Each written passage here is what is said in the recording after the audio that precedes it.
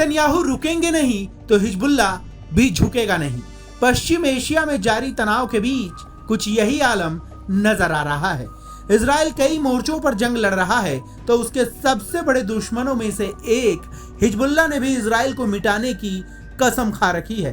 Israel पर Hezbollah के हमले लगातार जारी हैं। अब उसने इजराइल के शहर हाइफा में 32 रॉकेट दागकर तहलका मचा दिया है।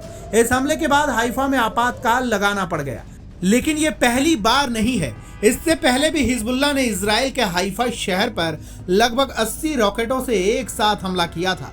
हालांकि इनमें से ज्यादातर रॉकेटों को हवा में ही मार गिराया गया था, लेकिन उनमें से कुछ आबादी वाले इलाकों में भी गिरे थे, जिससे भारी नुकसान की भी खबरें सामने आई थी। इन हमलों के तुरंत बाद आईडीएफ ने कहा था कि उत्तरी इजराइल पर हाल ही में हुए हमले में इस्तेमाल किए गए हिजबुल्लाह रॉकेट लॉन्चर को ड्रोन हमले में नष्ट कर दिया गया।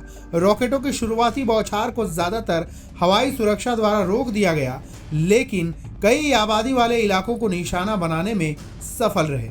10 रॉकेटों की दूसरी लहर को भी रोक दिया गया, लेकिन कुछ खुले इलाके में गिरे। बार बार हाइफा को क्यों बनाया जा रहा निशाना? अब ऐसे में आप ये सोच रहे होंगे कि हिजबुल्लाह लड़ाके बार बार इजराइल के हाइफा पर क्यों हमले कर रहे हैं। तो इसका सबसे बड़ा कारण यह है कि हाइफा यरूशलेम और तेल अवीव के बाद इजराइल का तीसरा सबसे बड़ा शहर है। यह इजराइल का प्रमुख बंदरगाह है और यह भूमध्य सागर के ऊपर हाइफा की खाड़ी के साथ स्थित है। खाड़ी का इलाका करीब 63.7 वर्ग किलोमीटर का है, जो इजराइल की अर्थव्यवस्था की मजबूती का एक बड़ा स्रोत है।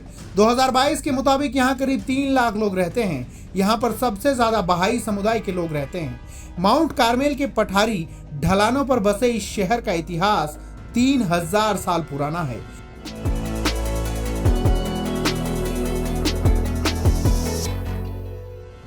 कांस्य युग में हुए इस शहर पर सबसे पहले डाई बनाने का काम होता था।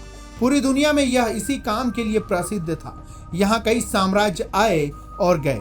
1948 की फिलिस्तीन जंग में जब हाइफा में युद्ध हुआ तो यहाँ की अरब आबादी शहर छोड़कर भाग गई थी। इसके बाद यह शहर इजराइल का हिस्सा बन गया। इसके अलावा हाइफा में रासायनिक संयंत्रों का एक बड़ा बुनियादी ढांचा है। यहीं पर सबसे बड़ा अस्पताल भी है। इसलिए हिजबुल्लाह चाहता है कि इजराइल को जहां से सबसे ज्यादा सपोर्ट मिलते हो, उसी सपोर्ट सिस्टम को तबाह कर वो इजराइल की कमर तोड़ना चाहता है।